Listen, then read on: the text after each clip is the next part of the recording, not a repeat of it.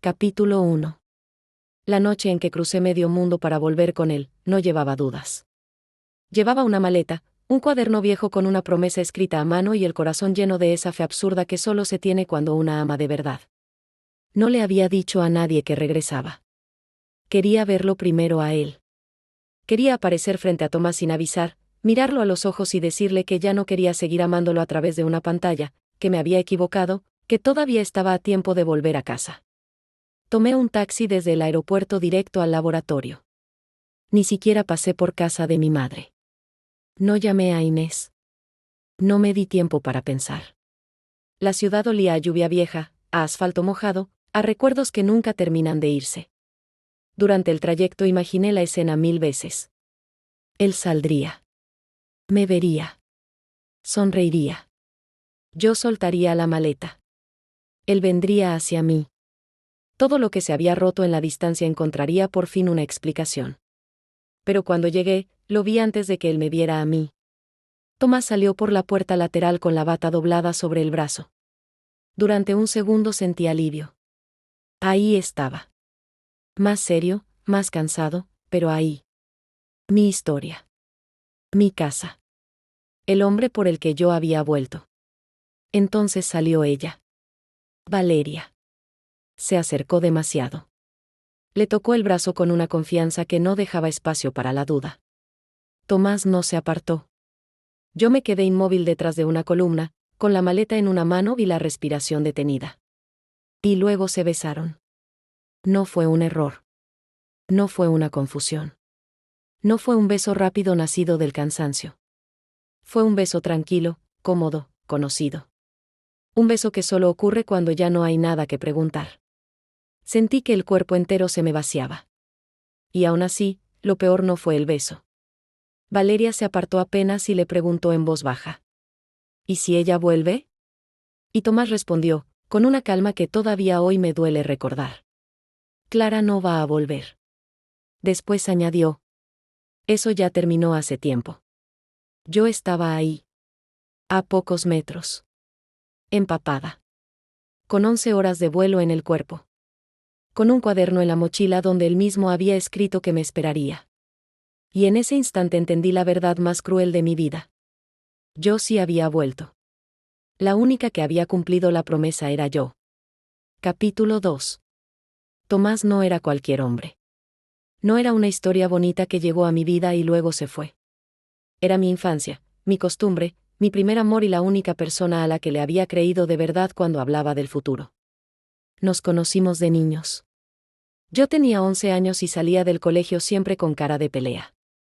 Él me esperaba en la esquina de una panadería con una bolsa de pan dulce porque sabía que con hambre yo discutía con todo el mundo. Si te lo comes caminando, llegas a casa menos enfadada, me decía. Y así empezó todo. Con algo pequeño. Con una costumbre. Con esa forma silenciosa en que algunas personas se vuelven indispensables antes de que una lo note. Crecimos juntos. Compartimos autobuses, deberes, exámenes, veranos, domingos familiares y adolescencia. Yo hablaba demasiado rápido cuando estaba nerviosa. Él hacía silencio cuando algo le importaba. Nos entendíamos porque él veía lo que yo callaba y yo sabía leer lo que él no decía. La primera vez que me besó fue en la biblioteca de la universidad, entre libros de química, después de un examen en el que yo saqué la mejor nota de la clase. Me miró durante mucho tiempo antes de hablar. Te juro que algún día te vas a cansar de que te mire así. Y yo le respondí. Entonces tendrás que aprender a disimular. Nunca aprendió. Durante años, todos asumieron que íbamos a terminar juntos. Y la verdad es que nosotros también. No porque habláramos como dos adolescentes que juegan a imaginarse un futuro perfecto, sino porque ya vivíamos como si ese futuro existiera. Hablábamos de trabajo, de ciudades, de un apartamento pequeño al principio, de una mesa grande para invitar amigos, de una vida simple y real. Por eso, cuando apareció la beca para irme a Berlín, no pensé que fuera el comienzo del final. Pensé que sería una prueba. Un año difícil. Una distancia temporal. Nada más. La última semana antes de mi viaje, Tomás organizó algo pequeño por mi cumpleaños en la azotea de su edificio. Cuando todos se fueron, nos quedamos solos recogiendo vasos de plástico. Yo estaba sentada sobre una mesa, mirándolo, sintiendo el miedo absurdo que aparece cuando una está a punto de alejarse de lo único que conoce. Prométeme una cosa, le dije. Él se acercó. Depende de la cosa. No me dejes sola dentro de esta historia. Tomás abrió uno de mis cuadernos viejos y escribió en la última página. Luego me lo dio. Su letra decía: Te espero. No importa cuántas ciudades haya entre nosotros. Sentí un nudo en la garganta. No me hagas promesas solemnes, le dije. Entonces tómalo como un hecho. Después sacó un anillo plateado, fino y barato. No es una propuesta, me dijo. Es para que no se te olvide que vuelves. Me lo puso él mismo en el dedo. Y luego dijo la frase que durante mucho tiempo fue mi refugio. Cuando vuelvas, dejamos de prometer y empezamos. Yo le creí con todo. Y quizá por eso la caída fue tan brutal. Capítulo 3. Los primeros meses en Berlín fueron duros, pero todavía soportables. Había cansancio, soledad, trabajo hasta tarde y ese desorden emocional que trae vivir en otra lengua, en otra ciudad, lejos de todo lo conocido. Pero al principio Tomás seguía estando ahí. Hacíamos videollamadas. Nos mandábamos fotos del desayuno. Yo le enseñaba la nieve, el tranvía, los errores absurdos que cometía al comprar en el supermercado. Él me enseñaba el laboratorio, el caos del trabajo, la rutina que seguía sin mí. Nos buscábamos. Nos hacíamos falta. Pero una relación a distancia no se rompe siempre por falta de amor. A veces se rompe por agotamiento. Mi beca no tenía nada de romántico. Eran jornadas interminables, profesores exigentes, informes, presión, soledad. Y Tomás también estaba creciendo en su trabajo. Entró en un proyecto importante en el Instituto de Investigación. Empezó a quedarse hasta tarde. A llegar tarde a las llamadas. A responder con cansancio. A usar un plural que a mí empezó a dolerme. Nos quedamos hasta tarde en el laboratorio. Nos salió por fin el resultado. Estamos cerrando el informe. Nos empezó a excluirme mucho antes de que yo quisiera aceptarlo. Y entonces apareció un nombre con demasiada frecuencia. Valeria. Al principio intenté no darle importancia. Me decía que era una compañera. Que estaba exagerando. Que no podía convertir mi miedo en una acusación. Pero una mujer siente ciertas cosas antes de poder explicarlas. Y yo empecé a sentir que algo se movía. Que una parte de Tomás ya no me estaba hablando desde el mismo lugar. La primera gran pelea llegó un día en que lo esperé 47 minutos conectada. Cuando por fin apareció en pantalla, yo ya estaba herida. No puede seguir desapareciendo así, le dije. Él se pasó la mano por la cara. No desaparezco, Clara. Trabajo. ¿Y yo qué hago? ¿Agradecerte los huecos que te sobran? No conviertas todo en una prueba de amor. No conviertas todo en una excusa. Hubo un silencio duro. De esos donde ya no se discute por el hecho concreto, sino por todo lo que nadie está nombrando. Entonces dijo algo que me dejó helada. A veces siento que quieres que yo me quede congelado aquí, esperándote, mientras tú decides si la vida allá te gusta más que la nuestra. Sentí el golpe en el pecho. No fui yo quien prometió esperar. Y él respondió: No me uses eso cada vez que tienes miedo. Después pidió perdón. Muchas veces. Dijo que estaba agotado. Dijo que no quería perderme. Dijo que seguía esperándome. Y yo, otra vez, quise creer. Porque cuando una ama a alguien desde hace tantos años, no lo suelta a la primera. Se queda. Justifica. Aguanta. Se convence de que todavía no es el final. Pero a veces el final ya empezó y una sigue llamándolo cansancio. Capítulo 4. En febrero me ofrecieron extender la estancia en Berlín 6 meses más. Profesionalmente era una oportunidad enorme. Emocionalmente, era una amenaza. Porque yo ya no sabía si quedarme más tiempo iba a impulsar mi carrera o terminar de destruir lo poco que quedaba entre Tomás y yo. Lo llamé para contárselo. ¿Quieres hacerlo?, preguntó. No lo sé. Eso no responde nada. Porque no sé qué me va a costar más. Él se quedó callado durante unos segundos. Yo podía sentir su agotamiento al otro lado de la pantalla. Y entonces dijo la frase que terminó de abrir la grieta. No podemos seguir así. Sentí que el cuerpo se me enfriaba. ¿Así como? Peleando cada vez que hablamos. Midiendo cuánto da cada uno. Sintiendo que todo depende de aguantar.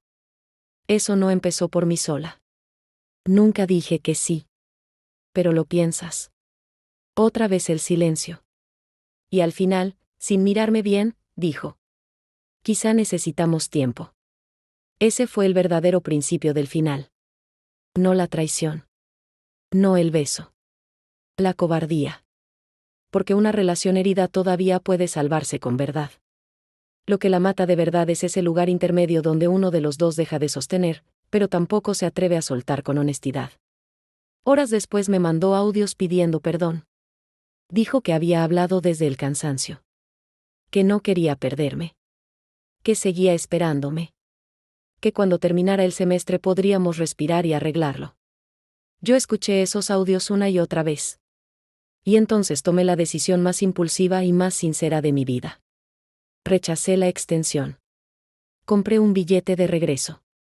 No se lo dije. No se lo dije a mi madre. No se lo dije a casi nadie. Solo a Inés, que recibió una foto mía en el aeropuerto con un mensaje absurdo. Si sale mal, me matas después. Ella me contestó enseguida. Si sale bien también. Pero vuelve. Yo volvía para elegirlo. Volvía para decirle que ya no quería vivir a medias. Volvía con una maleta, con el cuaderno en la mochila y con la esperanza intacta. No sabía que estaba a punto de regresar directamente al momento que iba a destruirme. Capítulo 5. La noche en que volví llovía. Todavía hoy, cuando empieza a llover de esa forma fina y persistente, siento algo raro en el pecho. Como si el cuerpo recordara antes que la memoria. Aterricé tarde. Tomé un taxi directo al laboratorio. No quería pasar por casa. No quería pensar demasiado. No quería darle tiempo al miedo para decirme que diera media vuelta. Durante el trayecto repetí 1000 veces la escena que imaginaba. Él saliendo. Yo apareciendo. Un abrazo. Una conversación real. El principio de algo nuevo. La realidad fue otra. Llegué. Bajé del taxi. Crucé el estacionamiento bajo la lluvia con la maleta golpeando el pavimento mojado. Vi las luces del laboratorio. Y luego los vi a ellos. Tomás y Valeria. Ella salió detrás de él. Se acercó. Lo tocó con una familiaridad insoportable. Él no se apartó. Y luego se besaron. No recuerdo haber respirado durante esos segundos. Solo recuerdo la luz blanca, la mano de él en la cintura de ella, el aire frío y el ruido lejano de un coche pasando. La maleta se me hizo pesada de golpe, como si en su interior se hubiera muerto algo. Y entonces llegó la frase. ¿Y si ella vuelve? Preguntó Valeria. Tomás soltó una risa breve. Clara no va a volver. Después añadió. Eso ya terminó hace tiempo. Yo estaba ahí. A pocos metros. Empapada. Con la promesa escrita en un cuaderno. Con un vuelo sin regreso. Con el corazón abierto de par en par. Y él me enterraba sin saber que lo estaba escuchando. No grité. No salí de la sombra. No le arrojé la maleta. No le pedí explicaciones. Retrocedí. La agarré con tanta fuerza que me dolieron los dedos. Y me fui. Porque a veces una mujer no se calla por debilidad. Se calla porque entiende, en un solo segundo, que cualquier palabra dicha ahí solo la humillaría más. Llegué al hotel sin recordar el camino. Subí a una habitación que olía a sábanas limpias y tristeza ajena. Dejé la maleta abierta en el suelo y me senté en la cama sin quitarme el abrigo. Y entonces el móvil vibró. Era Tomás. Acabo de salir del labo. Estoy destruido, ¿podemos hablar mañana? Después otro mensaje. Perdón. Sé que he estado raro. Y más tarde. Clara, al menos dime que estás bien. Yo estaba en su ciudad. A 20 minutos. Rota. Y él seguía escribiéndome como si todavía pudiera administrar mi lugar en su vida mientras besaba a otra en la puerta del laboratorio. Entré al baño y me derrumbé. Lloré sentada en el suelo, tapándome la boca para que nadie me oyera. Lloré no solo por el beso, sino por la humillación. Por haber cruzado medio mundo para encontrarme con una verdad tan fría. Saqué el cuaderno. Leí otra vez la promesa. Y esa madrugada tomé la decisión que cambió todo. No iba a enfrentarlo. No iba a suplicarle nada. No iba a regalarle el espectáculo de mi dolor. A la mañana siguiente, antes de embarcar de vuelta, le envié un solo mensaje. Acepté extender la estancia. Necesito espacio. No me busques. Él respondió al instante. ¿Eso significa que terminamos? Yo contesté. Creo que ya sabes la respuesta. Apagué el móvil. Y dejé que creyera lo que quisiera. Capítulo 6. Después de aquella noche, el mundo eligió la versión más cómoda. Que yo me había ido. Que elegí mi carrera. Que solté primero. Y durante un tiempo no hice nada por corregirlo. No porque fuera débil. Sino porque estaba demasiado ocupada intentando sobrevivir. Los primeros meses fueron oscuros. Trabajaba, comía poco, dormía peor. Había días en los que lograba parecer funcional durante horas y luego me rompía sola en la cocina, en la ducha o en el suelo del dormitorio. Tomás siguió escribiendo durante un tiempo. Primero molesto. Luego confundido. Después herido. Pensé que lo nuestro merecía una conversación cara a cara. Al menos sé honesta conmigo. No entiendo en qué momento dejé de importarte. Ese último mensaje me hirió de una forma absurda. Porque él no tenía idea de lo que estaba diciendo. Y yo, aún así, seguí callando. Empecé terapia. Porque renacer no ocurre solo con rabia. También ocurre con ayuda, con trabajo interno, con días en los que apenas haces lo mínimo y aún así eso ya es una victoria. Poco a poco dejé de vivir esperando una explicación. Terminé la investigación. Entré en otro proyecto. Publiqué mi primer artículo importante. Aprendí a defender mis ideas en salas donde antes me habría temblado la voz. Me corté el pelo una noche de marzo, sola frente al espejo del baño, como si necesitara ver otra cara para aceptar que la antigua Clara ya no podía seguir viviendo así. Dejé de usar el anillo. Guardé el cuaderno. Y me repetí una frase como si fuera una orden. Tras esa noche tomé una decisión. La decisión era esta: nunca más iba a construir mi valor alrededor de alguien que me había hecho dudar de mi lugar. Pasaron los años. Hice el doctorado. Publiqué más. Coordiné equipos. Aprendí a moverme en salas donde nadie sabía que alguna vez me habían roto. Y sin darme cuenta, empezó a nacer otra Clara. No más fría. Más clara. No más dura. Más consciente. No más vengativa. Más dueña de sí misma. Ese fue mi renacer. No una escena grande. Una transformación lenta, elegante y feroz.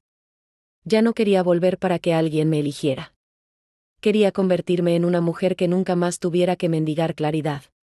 Capítulo 7. Conocí a Mateo en una reunión insoportable. Un investigador senior acababa de intentar apropiarse de una propuesta que yo llevaba semanas preparando. Yo salí de esa sala con el informe apretado contra el pecho y ganas de gritarle a media institución. Mateo me alcanzó en el pasillo y me ofreció una botella de agua. «¿Te tiembla la mano?», me dijo. «Me tiembla siempre después de enfadarme y fingir que no me he enfadado». Él sonrió apenas. «Entonces has fingido muy bien». Eso fue todo. No intentó impresionarme. No coqueteó. No me hizo preguntas invasivas.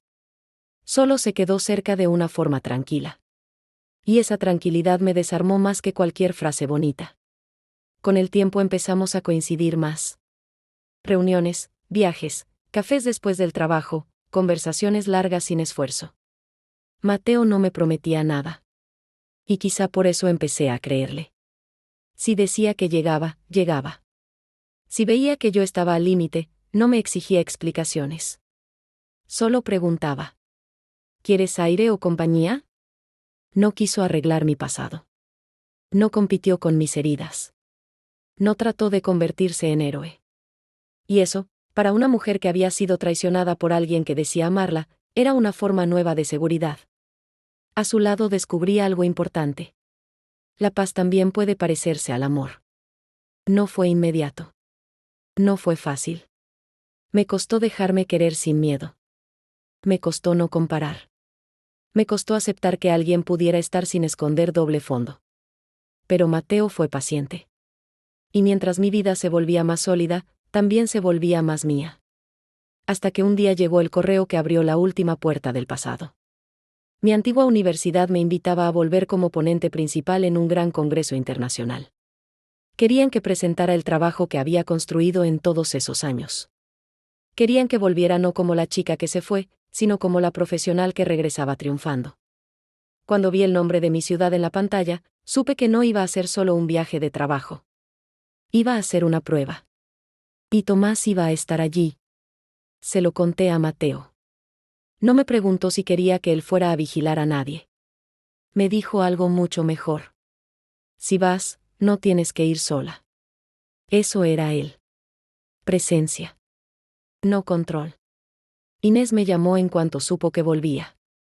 ¿Estás segura? No, le dije. Pero voy igual. Él va a estar allí. Lo sé. ¿Y qué vas a hacer si lo ves? Miré mi reflejo en la ventana del apartamento de Berlín y respondí con una calma que años atrás no habría tenido. Respirar. Y recordar que esta vez no soy la que perdió. Capítulo 8. Volví a la ciudad 4 años después. 4 años, 3 meses y 19 días después de aquella noche. Desde el avión, al ver la ciudad bajo las nubes, sentí una punzada breve. No de amor. De memoria. Mateo iba sentado a mi lado. No tienes que demostrar nada cuando bajes, me dijo. Yo lo miré. Creo que sí. Él negó con calma. No. Solo tienes que recordar quién eres ahora. Y eso hice. Volví con traje, agenda llena, reuniones programadas y el respeto profesional de gente que jamás me había visto llorar. El grupo de antiguos compañeros explotó en mensajes apenas encendí el móvil. ¿Es verdad que Clara viene? No me lo creo. Después de tanto tiempo.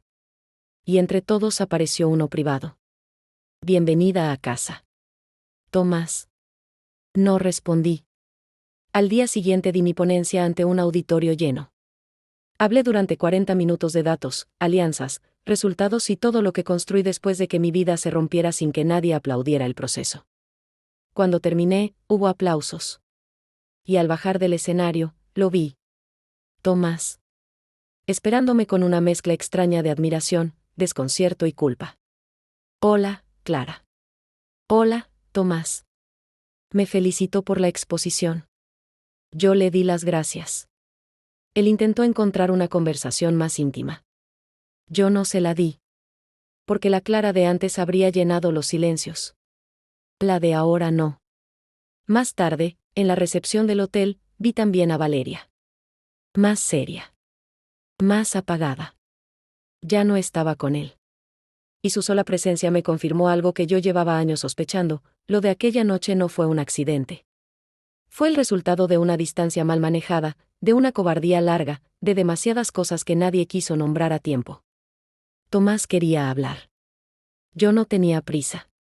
Porque por primera vez el tiempo ya no estaba jugando a su favor. Y esa noche, durante la cena de clausura, el pasado por fin se quedó sin lugar donde esconderse. Capítulo 9. La cena de clausura estaba llena de gente conocida, vino, sonrisas tensas y demasiados recuerdos sentados en la misma mesa. Tomás estaba cerca. Valeria, al fondo. Mateo, unas mesas más allá, observando sin invadir. Todo iba en piloto automático hasta que uno de nuestros antiguos compañeros, después de un par de copas, soltó el comentario que lo cambió todo.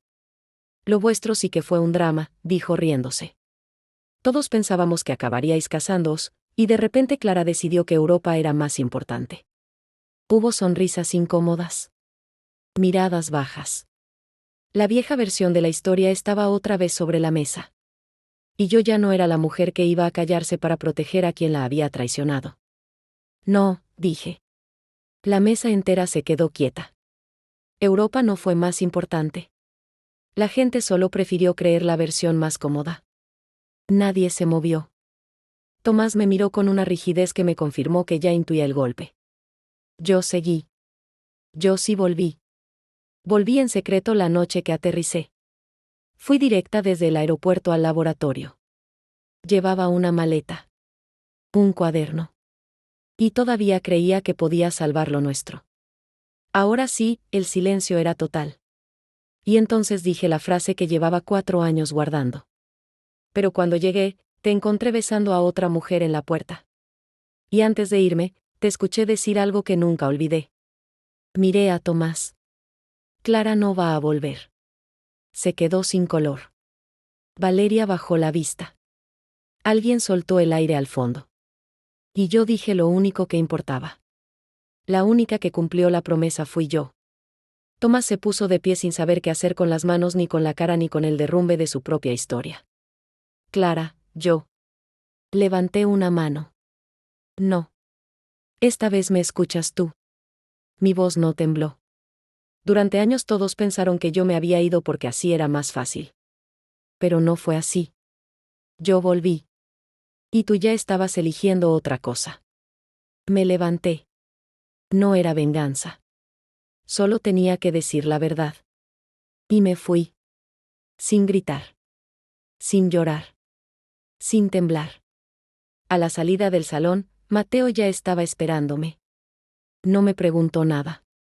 Solo abrió el paso para que yo saliera primero. Y ese gesto, tan pequeño, valió más que todas las promesas que un día me habían hecho bajo una azotea. Capítulo 10. Tomás me escribió esa misma noche. 1 vez. 3 veces. 12 veces. Quería hablar. Quería explicaciones. Quería entender. Y por primera vez, fui yo quien decidió si iba a darle esa oportunidad. Nos encontramos a la mañana siguiente en la biblioteca vieja. El mismo lugar donde años atrás me había besado entre libros y apuntes, como si el futuro nos perteneciera. Esta vez no quedaba nada de aquella seguridad. Tomás entró con la cara devastada. Parecía un hombre que llevaba horas sin dormir y años viviendo una historia equivocada. ¿Estuviste allí?, dijo. Sí. ¿La misma noche? Sí. ¿Con una maleta? Sí. Se apoyó en una mesa como si el cuerpo ya no le respondiera bien. Dios. No lo ayudé. No suavicé nada. Yo pensé que me habías dejado, dijo al cabo de unos segundos. Pensé que habías elegido quedarte. Que lo nuestro se había terminado de verdad. Y me aferré a eso. ¿Por qué? Porque era más fácil que mirarte, lo interrumpí. Él levantó la vista hacia mí. Y por primera vez no discutió. Sí, dijo. Era más fácil. Admitió que lo de Valeria no había sido una relación limpia. Admitió que ya se estaba permitiendo una cercanía que antes jamás se habría permitido. Admitió que cuando recibió mi mensaje al día siguiente, la mentira encajó demasiado bien con la versión que necesitaba creer. ¿Por qué no me dijiste que habías vuelto?, preguntó finalmente. Lo miré mucho tiempo antes de responder. Porque yo había cruzado medio mundo para elegirte. Y tú ya estabas decidiendo otra cosa. No iba a rogarte una explicación después de verte besarla y escucharte decir que yo no volvería. Tomás bajó la cabeza. Tenía los ojos rojos. Ese es mi castigo, ¿verdad?, murmuró. Saber que me perdiste esa misma noche. No, le respondí. Tu castigo es vivir sabiendo que no te perdí por distancia ni por tiempo. Te perdí por tu cobardía. Saqué del bolso el anillo plateado. El barato. El de la promesa. Lo dejé sobre la mesa entre los dos. Lo guardé años. Ya no lo quiero. Tomás lo miró como si le hubiera devuelto una parte muerta de sí mismo. Perdóname, susurró. Y yo le dije la verdad más limpia que pude darle. Te perdoné hace tiempo. Pero perdonar no significa volver. Capítulo 11. Cuando salí de esa biblioteca, no sentí euforia. No sentí triunfo. No sentí ganas de mirar atrás. Sentí ligereza. Eso fue lo más inesperado. No alegría por su dolor. No satisfacción por haber ganado. Ligereza. Como si durante años hubiera cargado una versión falsa de mi historia y, por fin, la hubiera dejado en el suelo. Afuera me esperaba Mateo. No me preguntó detalles. No quiso saber cada palabra. Solo me miró y dijo: ¿terminó? Y yo respondí: ahora sí. Volvimos juntos. Y por primera vez, salir de aquella ciudad no se sintió como una derrota. Meses después, Mateo me pidió matrimonio en la forma más sencilla del mundo. Sin espectáculo. Sin promesas grandilocuentes. Solo con una frase que todavía recuerdo porque era exactamente lo contrario a todo lo que me había roto. No te prometo una historia perfecta. Pero sí una vida en la que nunca tengas que adivinar si estoy contigo. Y esa vez, sí supe que estaba en el lugar correcto. Nos casamos al año siguiente. Pequeño. Íntimo. Real. Mi madre llorando desde la primera fila. Inés grabándolo todo mal porque estaba emocionada.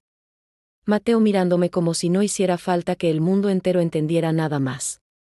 Cuando me tocó hablar, dije lo único que de verdad importaba. Antes pensaba que amar era quedarse incluso con miedo.